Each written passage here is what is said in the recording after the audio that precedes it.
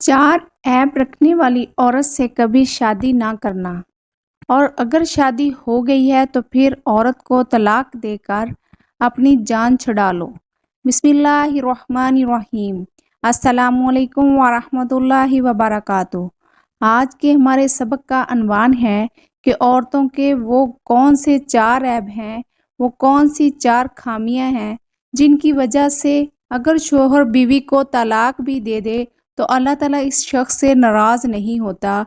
बीवी का रुलाया गया और ज़माने का सताया गया एक गरीब शख्स रोता हुआ, चीखता हुआ अपनी दर्द भरी फरियाद लेकर हज़रत मौलाना जलालुद्दीन रूमी रहमतुल्लाह अलैह की खिदमत में हाजिर हुआ। दस्ते अदब जोड़कर अर्ज़ गुज़ार हुआ कि मौलाना साहब, आपके सामने 2-4 बातें अर्ज़ करना चाहता हूँ। ज़माने का सताया हुआ एक गरीब शख्स हूँ और दूर से एक लंबा सफ़र करके आपसे उम्मीदें वाबस्ता करके आपके पास आया हूँ। खुदारा मुझ पर शफ़क़त कीजिए, मुझ पर रहम कीजिए, मेहरबानी करके अपनी कीमती वक्त में से थोड़ा सा वक्त मुझे अनायत कर दें ताकि मैं अपने दुखड़े सुना सकूं, मैं अपने दिल का बोझ हल्का कर सकूं। ये इसकी दर्द भरी बातें सुनने के बाद मौलाना जलालुद्दीन रूमी रहमतुल्लाह अलैह ने फरमाया, ए बंदा खुदा, वहाँ से उठकर बिल्कुल मेरे सामने आकर बैठो। और वो शख्स जो मुसाफिर था वो अपनी जगह से उठा और मौलाना जलालुद्दीन रूमी रहमतुल्लाह अलैह के बिल्कुल सामने आकर बैठ गया। मौलाना जलालुद्दीन रूमी रहमतुल्लाह अलैह ने फरमाया कि ए बंदा खुदा, अब बता तू क्या बताना चाहता है, अब सुना तू क्या सुनाना चाहता है। तो कौन है दर्द भरी फरियाद सुनाना चाहता है, कौन से दुख सुनाना चाहता है, कौन सा दर्द सुनाना चाहता है, ताकि इसे सुनने के बाद तुम्हारे लिए वो करूं जो तुम्हारे लिए बेहतर है, वो करूं जो तुम्हारे लिए अच्छा काबिल रहेगा, मैं तुम्हारे लिए कोई अच्छा सा हल निकालूंगा। तो वो शख्स रोकर अर्ज करने लगा कि मौलाना साहिब, मैं कोई गरीब नहीं था, मैं तो बहुत बड़ा अमीर था। मेरे पास दौलत थी, माल था, जायदाद थी, मेरे पास ज़मीनें थी, मैं ज़मीनों का मालिक था, मैं तो बहुत बड़ा अमीर था। अल्लाह ताला मुझ पर बहुत सारी नेमतें बरसाता था, मुझे अपनी नेमतों से मालामाल कर रखा था, और मैंने अपनी बीवी को अल्लाह की अता करदा नेमतों से मालामाल कर रखा, तो अल्लाह ने मुझे मालामाल कर रखा था। और मैं अपनी बीवी की हर एक ख्वाहिश को पूरा करता था, हर वक्त इस इंतज़ार में रहता था कि कौन सा वक्त हो मेरी बीवी अपनी कोई ख्वाहिश का इजहार करे तो मैं इसे फ़ौरन पूरा कर दूं। तो मौलाना साहिब, होता भी ऐसे ही था। इसकी हर एक ख्वाहिश पूरी की मैंने, इसकी हर एक ज़रूरत पूरी की, हालांकि उसमें से औलाद भी नहीं है। मुझे औलाद का लालच भी नहीं था कि चलो मेरी औलाद को संभालती है, मैं उसे पालता हूँ। नहीं मौलाना साहिब, मुझे इससे मोहब्बत थी, मैं इसकी एक ख्वाहिश पूरी करता था, तो इसे अच्छा खिलाता था, अच्छा पिलाता था। फिर अल्लाह का करना ऐसा हुआ कि वक्त पलटा और मेरी सारी दौलत जायदाद मेरे हाथों से रेत की तरह निकल गई, अमीरी गरीबी में बदल गई। मैं अमीर था, देने वालों में से था, लेने वालों में से था नहीं था, लेकिन इस गुर्बत ने चकनाचूर कर दिया कि मैं देने वालों में से नहीं बल्कि लेने वालों में से हो गया। मौलाना साहिब, मेरी अमीरी गुर्बत में बदल गई, मैं गरीब से गरीब तर होता चला गया। फिर एक दिन ऐसा आया कि मेरी गुर्बत इतनी बढ़ गई कि मेरे पास खाने के लिए रोटी नहीं थी, पहनने के लिए कपड़ा नहीं था, पीने के लिए पानी नहीं था, कोई पैसा नहीं था कि मैं अपनी ज़रूरत को पूरा कर सकूं। तो ये वो वक़्त था जब मेरी बीवी को मेरा सहारा बनना चाहिए था। वो मुझे यही लगता था कि मेरी बीवी का अब इम्तिहान शुरू हुआ है और वो इसमें ज़रूर कामयाब होगी और वो मेरा सहारा बनेगी, मेरे कंधे के साथ कंधा मिलाकर खड़ी होगी, मुझे हौसला देगी कि ए मियाँ, कोई बात नहीं, मेरे सरताज कुछ नहीं होता, कोई बात नहीं, अल्लाह ताला आजमाइश भी तो भेज ही देता है। आप क्यों परेशान होते हैं? आप परेशान ना हो, मैं आपके दुख दर्द का साथी आपके साथ खड़ा हूँ और मैं आपकी हर दुख में, हर सुख में, आपकी खुशी में, आपकी इस गमी में आपका साथ देता हूँ।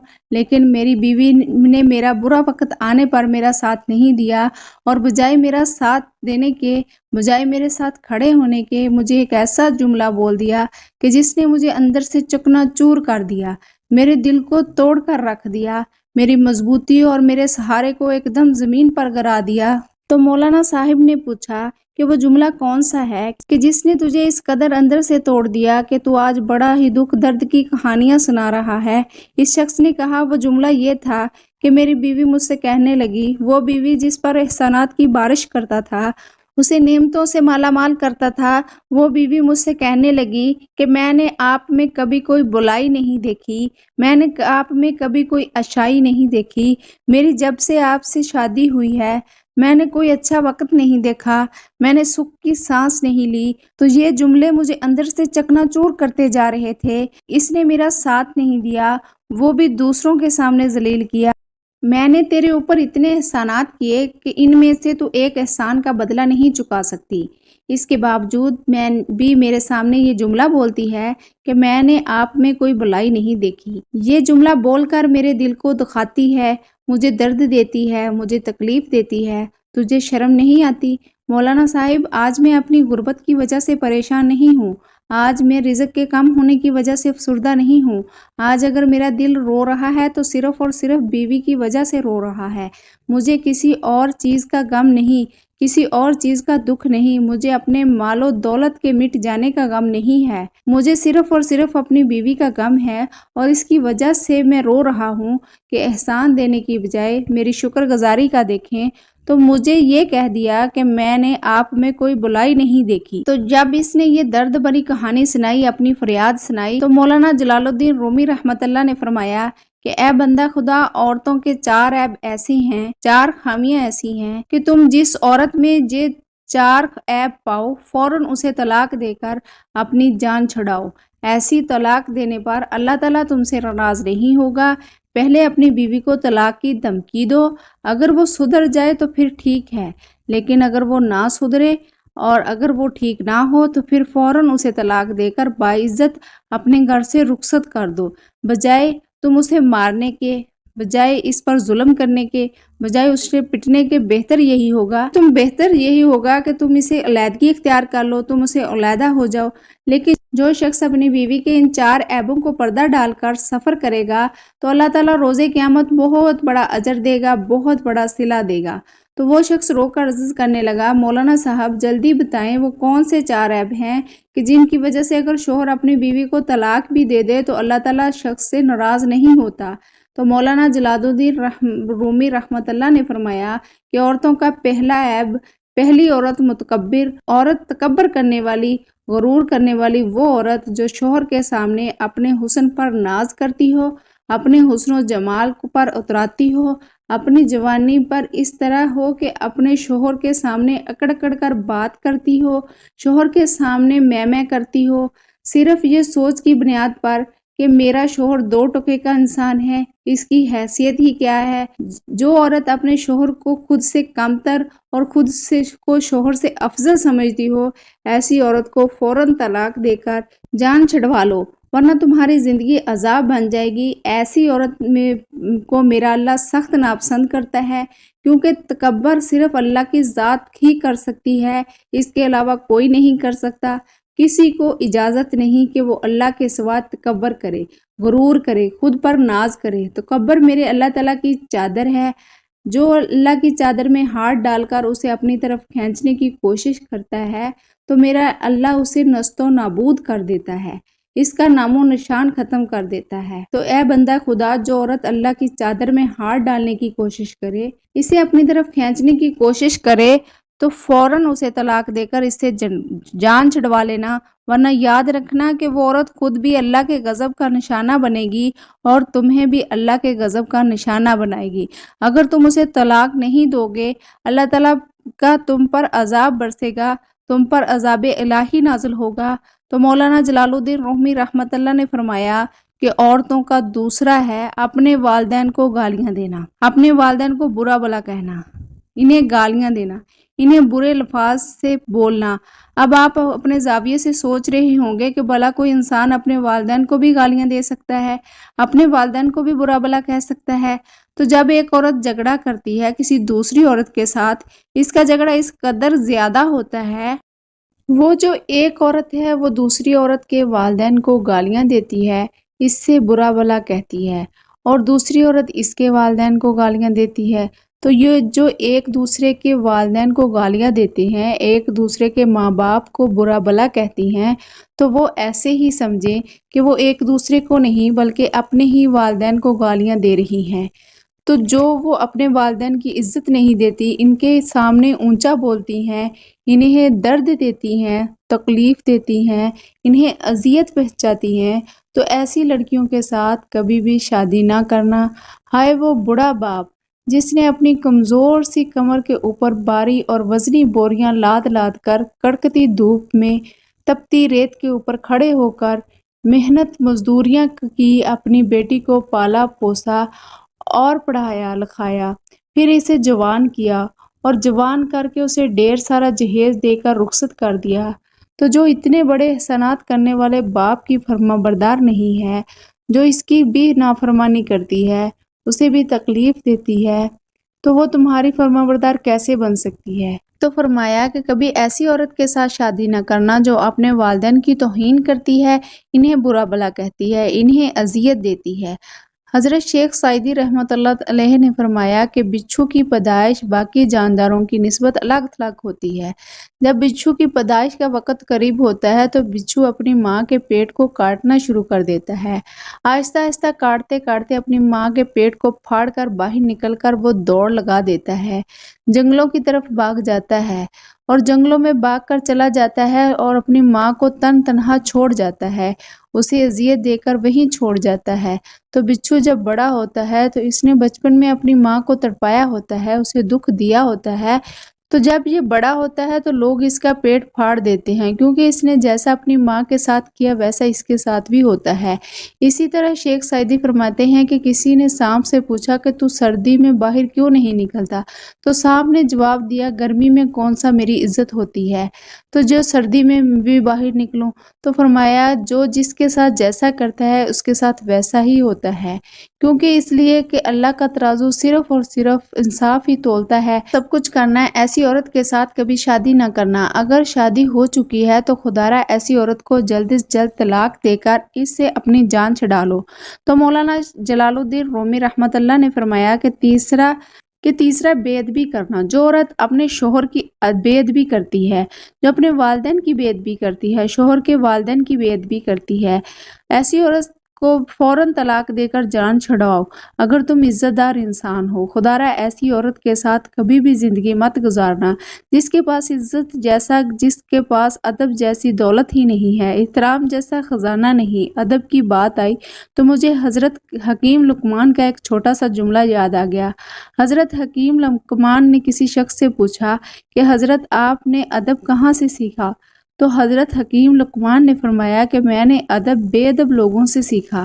دریافت کرنے والے نے پوچھا کہ حضرت وہ کیسے؟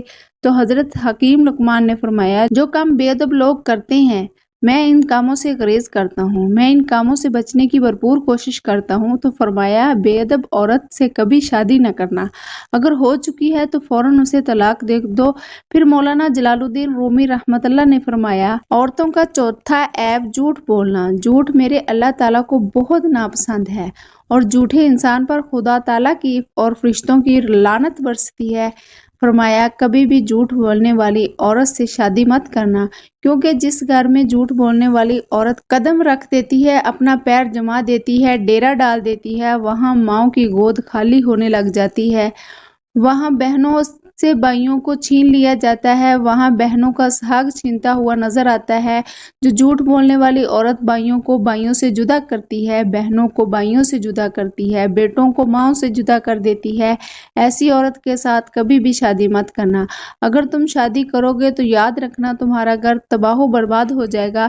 جھوٹ بولنے والی عورت جس گھر میں ڈیرا ڈال دے وہاں افراتفری مچ جاتی ہے، وہاں محبت کرنے والے رشتے نفرت کرنے پر مجبور ہو جاتے ہیں۔ ایسی عورت ایسے گھروں سے محبتوں کے جنازے نکال دیتی ہے جو نفرتوں کو عروج پر لا کر کھڑا کر دیتی ہے۔ ایک دوسرے پر جان چھڑکنے والے بھائی ایسی عورت کی وجہ سے ایک دوسرے کی جان کے دشمن بن بیٹھتے ہیں۔ تو پیارے بھائیوں کبھی بھی جھوٹ بولنے والی عورت کے ساتھ شادی مت کرنا، اگر ہو چکی ہے تو فوراً طلاق دے کر ایسی عورت سے جان چھڑا لو۔ اب جھوٹ کی بات آئی تو ایک ایسا واقعہ یاد آ گیا کہ ہو سکتا ہے کہ یہی واقعہ آپ لوگوں کی زندگی بدلنے کا ذریعہ بن جائے۔ बनी इसराइल के ज़माने में 3 शख्स थे, 3 आदमी थे, कोढ़ी, गंजा और नबीना। बसारत इसकी आंखों में नहीं थी, अंधा था, 3 आदमी थे। एक मर्तबा अल्लाह ताला ने इन तीनों से एक इम्तिहान देने का फैसला किया। इन लोगों से इम्तिहान लेना चाहा। अल्लाह ताला ने इन तीनों के पास एक फरिश्ते को भेजा। ये फरिश्ता सबसे पहले कोढ़ी इंसान के पास आया और इससे पूछने लगा कि तुम्हें सबसे ज़्यादा कौन सी चीज़ पसंद है। तो इसने कहा कि मुझे अच्छी जिल्द मिल जाए, अच्छी रंगत मिल जाए, क्योंकि मेरी इस जिल्द की वजह से लोग मुझे पसंद नहीं करते, लोग मुझे बहुत ज़्यादा नापसंद करते हैं। कोढ़ी मतलब इसकी जिल्द की बीमारी थी, तो कहने लगा मुझे अगर अच्छी जिल्द मिल जाए तो मैं बहुत ज़्यादा खुश हो जाऊंगा, क्योंकि इसी जिल्द की वजह से लोग मुझसे नफरत करते हैं, मुझे पसंद नहीं करते। तो फरिश्ते ने इसकी जिल्द पर अल्लाह के हुक्म से हाथ फेरा, तो जैसे ही हाथ फेरा वैसे ही इसकी जो जिल्द थी बिल्कुल ठीक हो गई, खूबसूरत नजर आने लगा। इसके बाद फरिश्ते ने कहा, माल में से कौन सी चीज़ ज़्यादा पसंद है।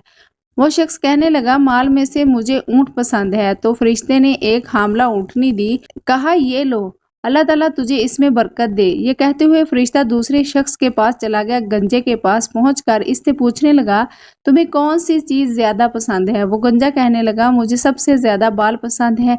मेरे सर पर बाल नहीं, इन्हीं बालों की वजह से लोग मुझसे नफरत करते हैं, मुझे पसंद नहीं करते। मुझे बाल मिल जाएं तो मैं बहुत ज़्यादा खुश हो जाऊंगा, औंधा बाल मिल जाएं। फरिश्ते ने इसके सर पर हाथ फेरा और हाथ फेरते ही इसके पूरे सर पर बाल आ गए, अमदा बाल जो बहुत ही खूबसूरत नजर आते थे। इसके बाद फरिश्ते ने पूछा कि तुम्हें माल में से कौन सी चीज़ पसंद है। तो वो कहने लगा कि माल में से मुझे सबसे ज़्यादा गाय पसंद है। तो फरिश्ते ने एक हामला गाय दी और कहने लगा, अल्लाह ताला तुम्हें इसमें बरकत देगा। ये कहते हुए वो फरिश्ता इस अंधे के पास चला गया। जाकर कहने लगा, तुम्हें किस चीज़ का शौक है कि अगर तुम्हें मिल जाए तो तुम बहुत ज़्यादा खुश हो जाओगे। इसने कहा, मुझे बसारत बहुत पसंद है, अगर मुझे आँख मिल जाए, बसारत मिल जाए तो मैं बहुत ज़्यादा खुश हो जाऊंगा। मुझे आंखें मिल जाएं ताकि इस दुनिया की रंगीनियां देख सकूं, देखने के लिए बेताब रहता हूँ। अल्लाह के दर से इसे बसारत मिल गई, ये हर चीज़ को सामने से देखने लगा। इसके बाद फरिश्ते ने पूछा, तुम्हें माल में से कौन सी चीज़ पसंद है। वो शख्स कहने लगा, माल में से मुझे सबसे ज़्यादा बकरियां पसंद है। इस फरिश्ते ने इसे हामला बकरी देते हुए कहा, अल्लाह ताला तुम्हें इसमें बरकत देगा। वहां से चला गया।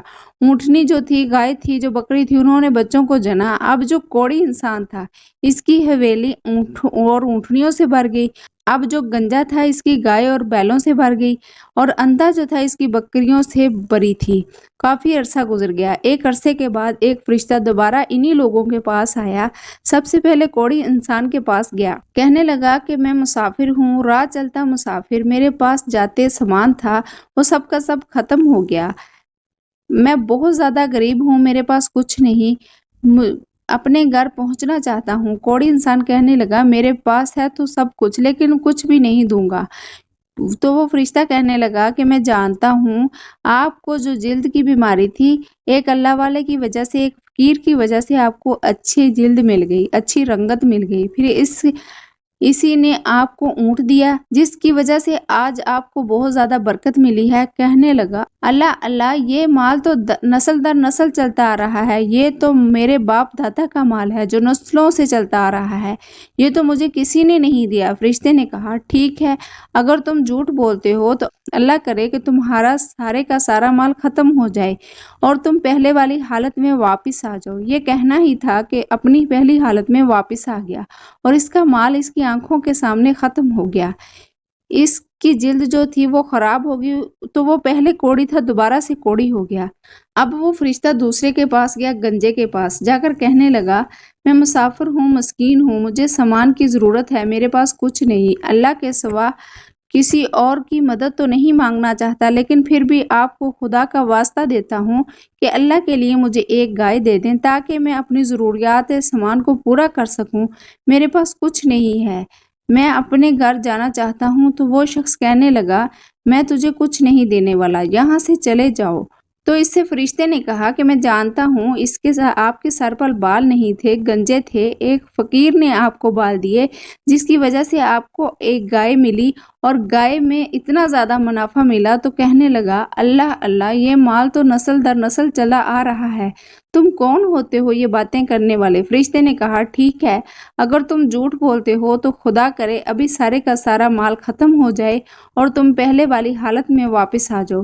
اب آنکھوں کے سامنے مال ختم ہو گیا اور بال بھی جاتے رہے، گنجا ہو کر وہیں پر بیٹھ گیا۔ اب تو فرشتے تیسرے شخص کے پاس گیا اور جا کر کہنے لگا میں مسکین ہوں، فقیر ہوں، ایک مسافر ہوں اور کہیں جا رہا ہوں، میرے پاس کھانے کے لیے کوئی پیسے نہیں، میرے پاس ضرورت سامان نہیں، مجھے کوئی ایک بکری دے دو تاکہ میں اپنا سفر جو ہے بآسانی کر سکوں۔ اس شخص نے کہا ٹھیک ہے، تم جو چاہو لے سکتے ہو۔